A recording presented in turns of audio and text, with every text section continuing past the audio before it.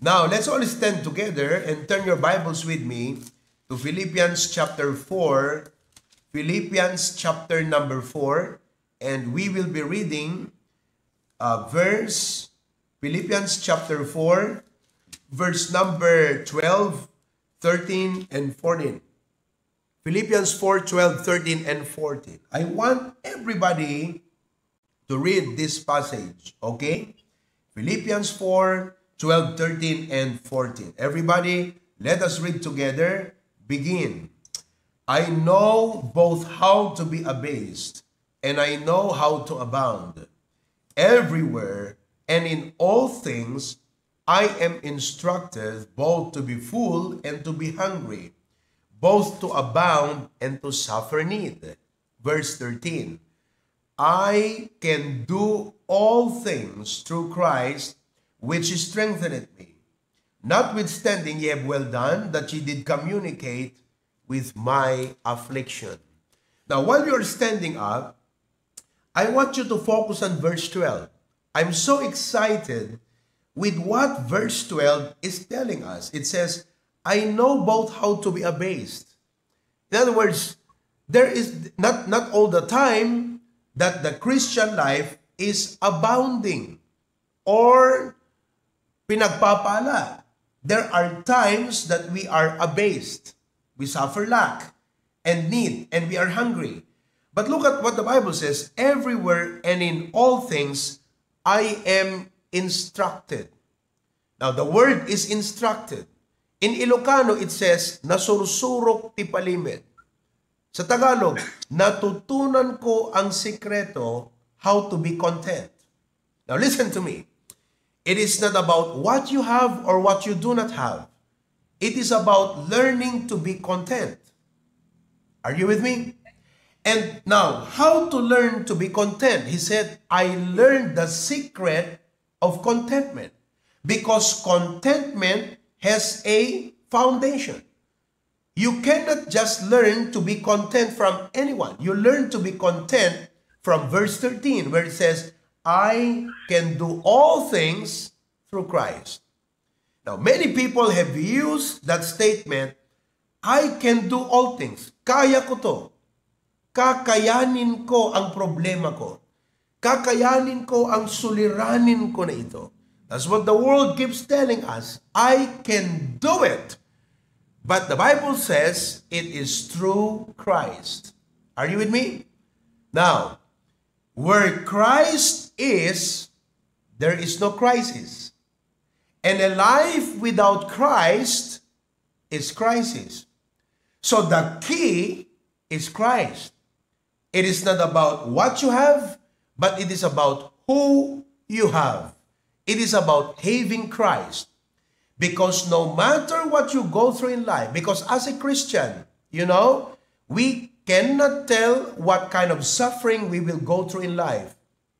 We are not the church that promotes the prosperity gospel. All throughout America, almost all preachers turn to become self-help teachers. They teach self-help guide, the DIY thing, the do-it-yourself thing. They become just seminar teachers, and they are no longer preachers of the Word of God. And most of these preachers in America are preaching the prosperity gospel that, hey, when Jesus died, He healed all of your sicknesses. He healed all of your weaknesses. And you are going to become rich in Jesus' name. You are going to have a wonderful breakthrough in Jesus' name. While God richly giveth us all things, you try to tell that to the first Christians, and they will never understand you. Because the Christian life is not about financial prosperity. The Christian life is about overcoming through Christ, overcoming crises, overcoming problems, overcoming the temptations of pride when you are rich, overcoming. The Christian life is about born to win. We are born to win, to overcome everything in this life through the power of Christ working in us. So I would like for you to shift your mindset from the thing that the Christian life, when you look at Christ, what you see in Him is dollar. What you see in Jesus is only financial prosperity. When you look at Jesus, what you should see in Him is, through Him, I can overcome. Through Him, I am born to win. I can do all things through Christ, which strengtheneth me. Let us pray. Heavenly Father, we thank you so much for this wonderful truth today. How true it was during the time of the early Christians who were suffering because of their faith. They suffered loss. They suffered a lot of difficulties and tough times in their life. But they have learned to overcome all of these things because of Jesus Christ. I pray, dear Lord, that you will help us understand the topic today. In Jesus' name we pray. All of God's people say, Amen and amen. You may be seated now. The title of our message is Through Christ. Now, through Christ, there are 7 cases, 7 situations where Christians will have to go through in life. And the 7 cases where Christians will have to go through in life are necessary so that we can manifest the power of Christ in us. Again, you have to understand that all throughout America, the prosperity gospel is sweeping through all the churches in America. And it is very unfortunate that even the Philippines is now being influenced by the prosperity gospel preaching in America. Because you have to understand that the Philippines always idolize the Western country. They look up to America. We can buy, makakabili naman tayo ng spam dito. Pero bakit kung galing sa Amerika, para bagang iba yung lasa? Pero pareho lang yun. Ibig sabihin, iba ang pakiramdam naming mga Pilipino dito, mga kapatid, pag galing sa tinatawag na stateside. Kaya pati preaching ng mga Pilipino sa Pilipinas is stateside, mga kapatid. Galing sa Amerika. That is why it is so dangerous. And I am here as your pastor to warn you that you probably perhaps are listening or watching or reading some books and probably having some friends who go through these churches and listen to these preachers that the Christian life is about abundance financially, that the Christian life is about prosperity financially, and it is about health as if you are no longer to die. While I believe that God wants us to succeed financially, but that is not the main goal of God for our life. The main goal of God for our life as Christians is to be conformed to the Lord Jesus Christ, to always be looking unto Him, to be focusing on Him, so that we become who we behold. Kung sino yung tinitignan natin, ay magiging katulad din natin siya. That's why if you keep looking at wealth, then that's what your heart will begin to follow after. That is why I am here to remind you today that let us only look unto Jesus, who is the author and the finisher of our faith, so that we become who we behold. God's goal for us is to be conformed to the image of His Son. Romans chapter 8 verse 29. For whom He did foreknow, He also did predestinate to be conformed to the image of His Son. You probably have seen one of my posts recently that every Christian should not compare his life with the unbelievers, because the unbelievers are not our standard. We should compare our life with the Bible, because the Bible is our standard.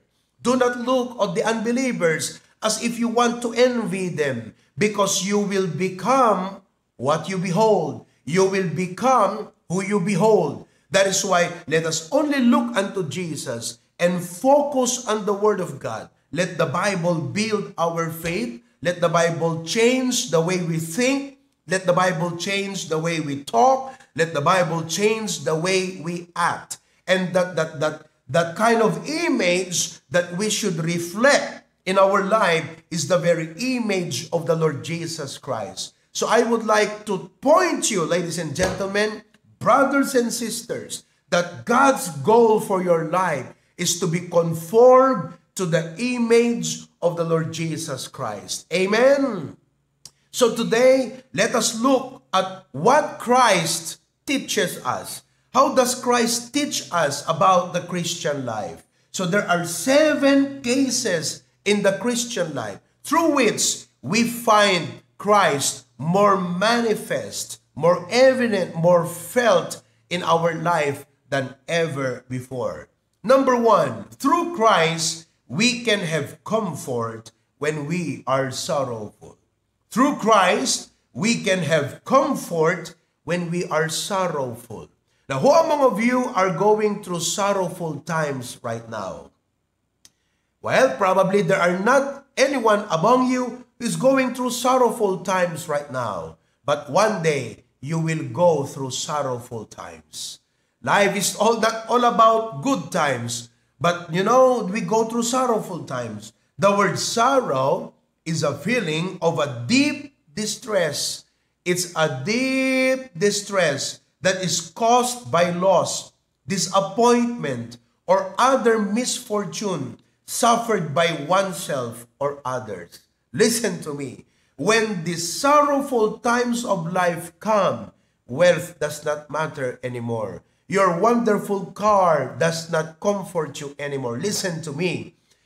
The world will teach us that the goal of life, what makes life happy, is comfortable life. Jesus will teach us that what makes life happy is a comforted life.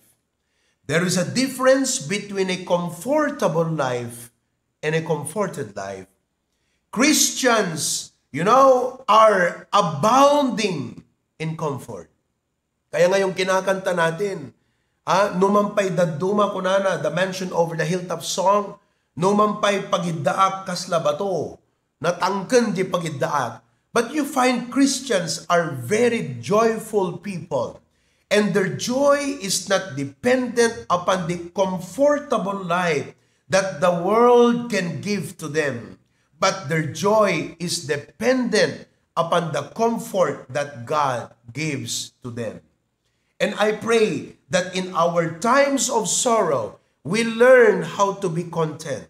We learn how to accept the sorrows of life with joy in our hearts. Why? Because through Christ, we can have comfort when we are sorrowful. In 2 Corinthians chapter 1, verses 4 and 5, it says, 2 Corinthians chapter number 1, verse 4 and 5, who comforteth us in all our tribulation, that we may be able to comfort them. You see, if there is one way or one aspect by which Christ wants us to mentor others, is not only mentoring others towards worldly success, but God wants us to mentor others how to go through the sufferings of life, how to overcome the trials of life, how to overcome the tribulations of life. God wants us to become mentors to these people. It says that we might be able to comfort them which are in any trouble. Let me ask you, who among of you have mentored somebody how to go through troubles of life? Christians who have never learned how to be strong, how to have the comfort of God in their times of trouble, they quit on God. They leave the church. They give up on their Christian life. Let me ask you, is that what you are going to tell people when they go through their sorrows in life? Sasabihin mo ba sa kanila, alam mo, Kristiyano din ako noon eh. Matagal akong nag-church. Faithful ako sa Panginoon. Pero dumating ang isang bagay that I questioned God. I questioned the Bible and I said, oh, hindi yata totoo ang Diyos. Unam to kadi, sasabihin mo ba sa kanila, kaya ako, ginawa ko noon, bumalik ako sa dati. Oh, kaya ito, oh, nakita mo, inom-inom na naman ako ng alak. Kaya, is that how you are going to teach people? Listen to me. The world is desperate. The world is in trouble. People are in trouble. People are depressed. They are down. They are stressed. They are pressured. What they need is not more money. Because more money will only complicate their life. They are so weak to handle more money. They are so depressed to handle wealth. They don't need more money. They need comfort. They need Christ. That is why we Christians should be that standard to the world. That we are here to tell them, hey, I am here to tell you that the secret is not more money. The secret is Jesus Christ. I have learned to be content. I mean, it's not wrong. It's not wrong to have desires that, hey, God, I pray that you give me this house. God, give me this car. Help me, Lord, to have these savings in my bank. But listen to me, all of these things are temporary, and it is not these things where my life is built upon. It is built upon Christ, and I have learned in whatsoever state I am, therewith to be content, because I am abounding with comfort.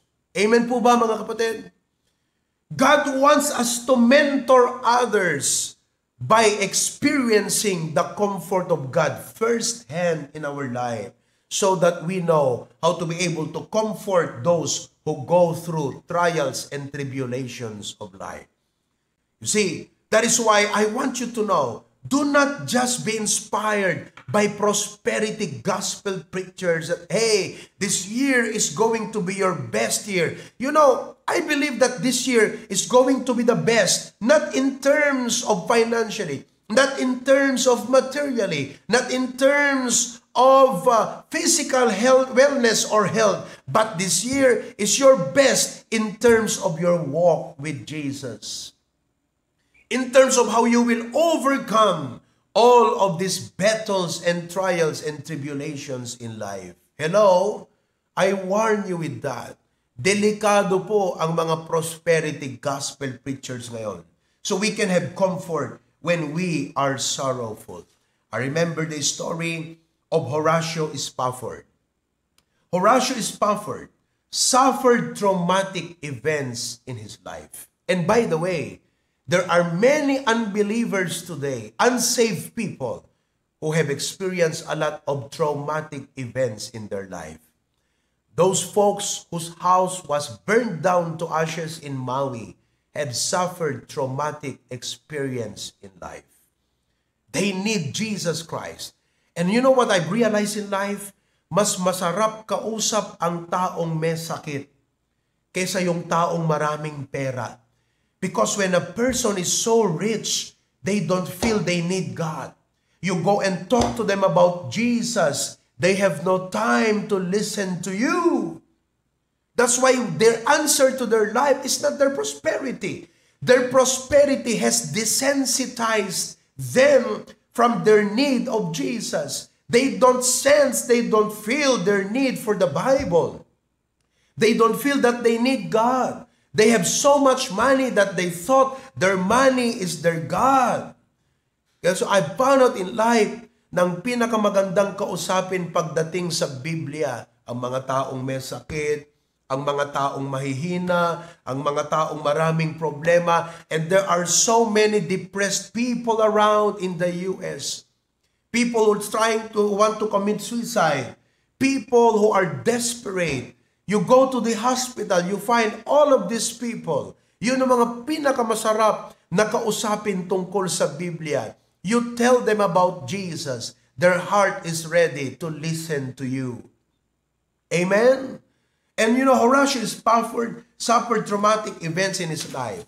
First, the Chicago fire ruined him financially in 1871. Spafford had been a successful lawyer. and had invested significantly in property in the area of Chicago that was extensively damaged by the Great Fire. Kaya talagang dehado po siya. Talagang he was so, anong tawag dito? Devastated. You know? He lost all of his investments. His business interests were further hit by the economic downturn of 1873, 2 years after the Chicago Fire. Nagre-recover pa lang siya, mga kapatid, dumating ang economic downturn at yung kanyang mga business interests ay hindi nagtagumpay ang lahat ng mga ito. How would you talk to him about prosperity gospel? That same year, he planned to travel to England with his family to help Dwight L. Moody conduct an evangelistic crusade. He sent his family first. And in the Atlantic, the ship where his family boarded sank immediately after colliding with another sea vessel. The name of that sea vessel was Loch Earn, and all 4 of his daughters died in that tragedy. He received a telegram from his wife, who already had arrived to England.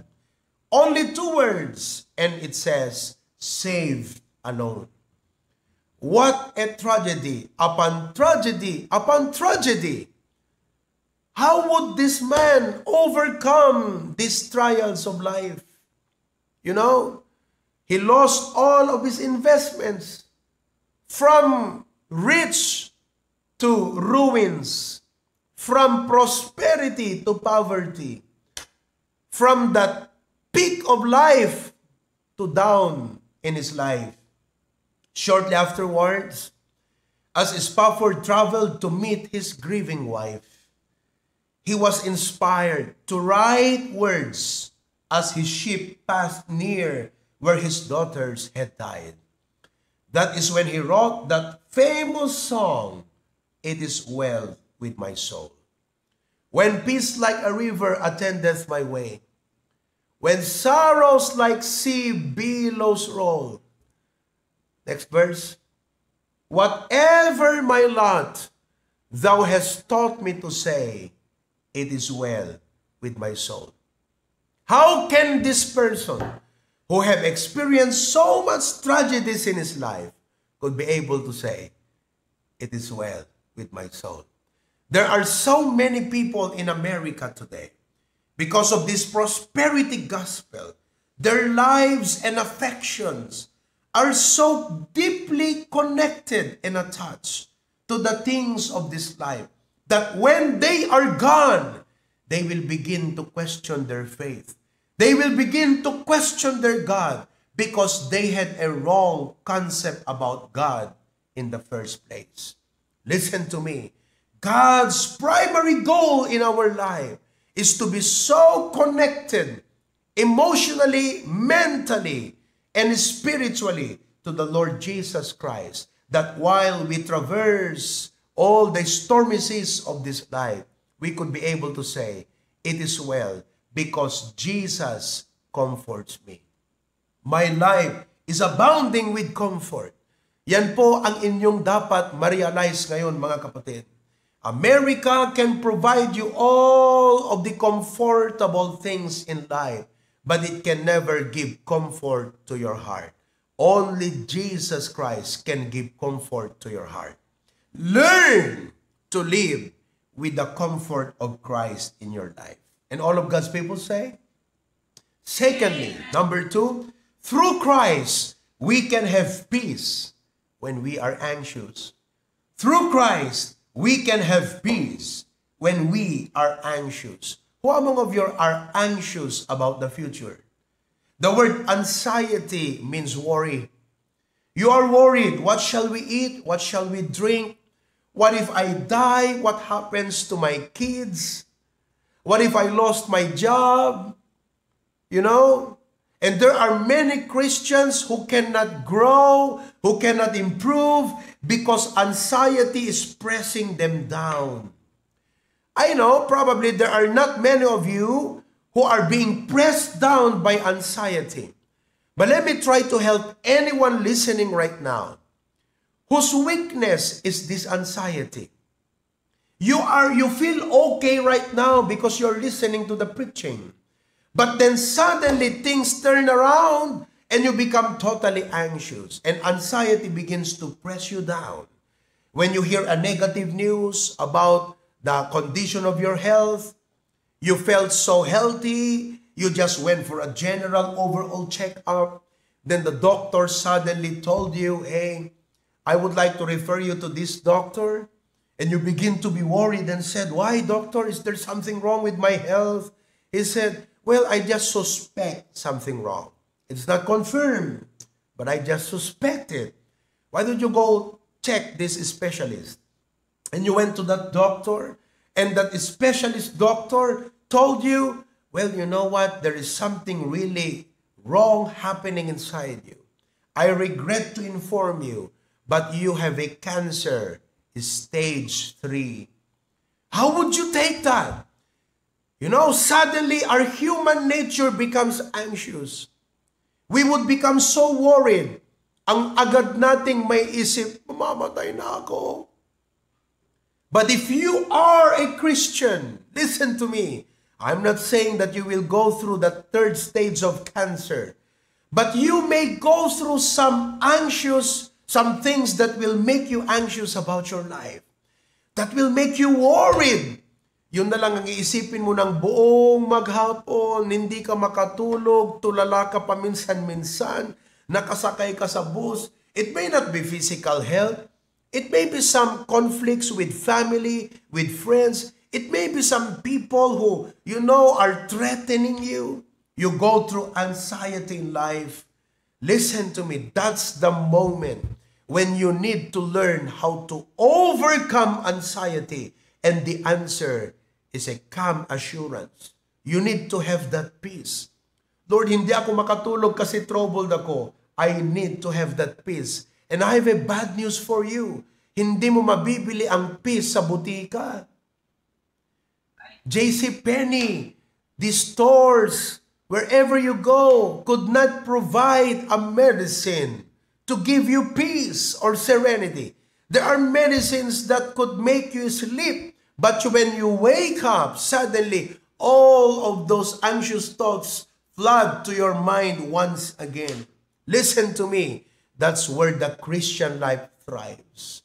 Christian lives are thriving people because no matter what they go through in life, through Christ, they can have peace. And because of that peace, they continue to move forward. They continue to grow. They continue to improve because they have learned the secret how to overcome the anxiety of life. And that is peace. I mean, listen to me. It's not like a child nga no makadanag ikamla ang tikandi na agtan na. Ganun ka ba? Ngano si ka makadanag ikanda kalakkendim agtan na ka? No, you're not that kind of person. Because you have grown through the years that you know what reality of life is. Nga ti utang-utang talaga. When you talk to your small child and tell him, anak ko, di ka laam mo, adot baybayadan tayo, agbaybayad tay ti balay, agbaybayad tay iti lugang, kunanakan ka, basta, kayat ko ti kwarta, kunanalata, kaslaawan danag na. Because they don't know what reality is. But you and I who understands, kaya nga, the reason why you go to work is not because of joy, but because of anxiety. You go to work because you worry you have nothing to pay for your house. You want to add another extra job because you are worried you cannot pay off your car. You are worried about the school of your children, the matricula. Many Americans go to work not because they enjoy working, but they go to work because they are anxious of life. They are worried that if they don't go to work, they can pay. I am not promoting laziness today.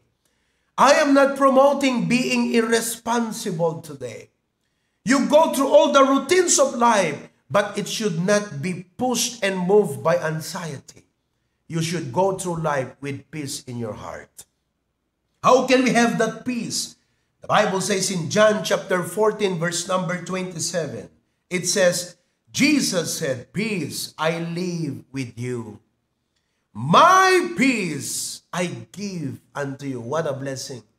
Jesus is so generous.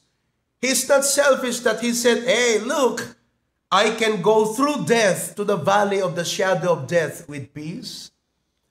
I can go through the difficulty of my life with peace, and this is only mine. Ako lang ang makakagawa nito. But Jesus said, my peace I give unto you.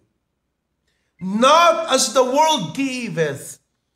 You see, Jesus is warning us that it is not prosperity that will make you peaceful. It is not a nice house that will give you peace. It is the peace that only comes from Jesus Christ, who said, my peace I give unto you. Not as the world giveth, give I unto you. Let not your heart be troubled, neither let it be afraid.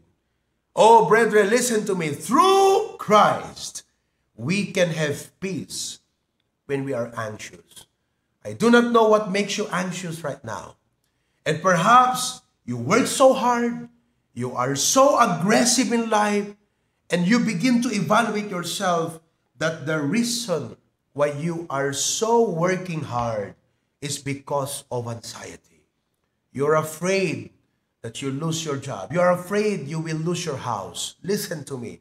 We don't have to go through life with anxiety, because if you are always driven by the fear that you can lose your job, by the fear that you have nothing to pay for your house, by the fear that your health could fail anytime, by the fear that you have nothing to pay for your car, listen to me.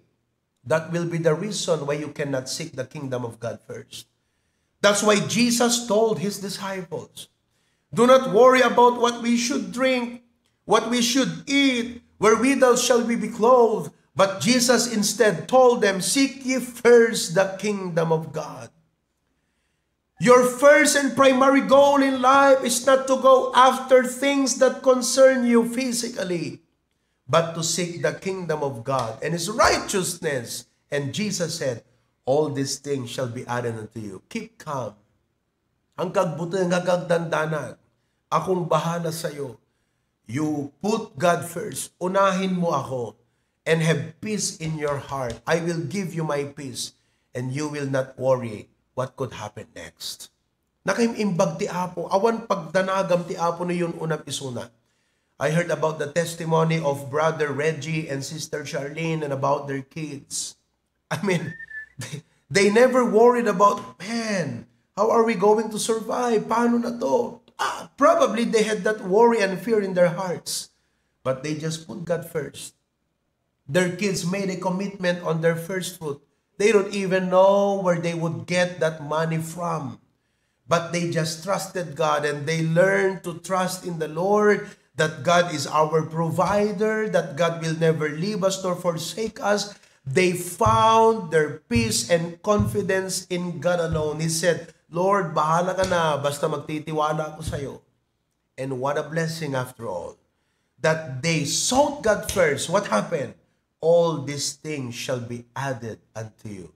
You see, the Christian life thinks differently. The Christian life speaks differently. The Christian behaves differently. Why? Because of Christ in him. It's about time that you and I should go back to our root, and our root is Jesus Christ. Amen? That we could be able to say, through Christ, I can do all things. I can overcome all of these trials, struggles in life. I can wake up every day full of comfort. I can wake up every day full of peace and confidence in my heart. And I can serve God well. I can give my best to God, not worrying, because God is with me and he will take care of me. And all of God's people say, Dear Lord, thank you so much for a relevant message for us today. The world is in desperate need, not of more wealth, but of peace, O God.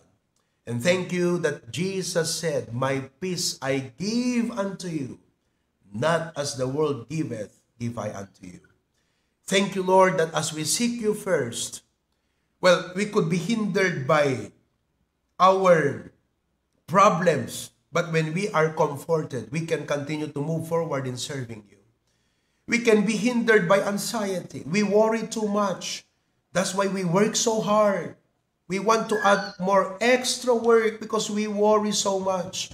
There is so much worry and there is so much lust for material things in our life. And we forget that our primary goal is to seek the kingdom of God. And all these things shall be added unto us. Thank you for reminding us, for resetting, Lord, the perspective of our mind. I pray that you bless my brethren in Hawaii, that they would be able to manifest and show that Jesus Christ lives in them. Thank you, dear God. In Jesus' name we pray. Amen.